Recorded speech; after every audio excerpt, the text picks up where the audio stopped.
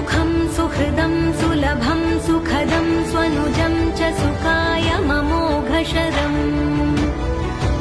अपहाय रघुद्वहमन्यमहं न कथञ्चन कञ्चन जातु भजे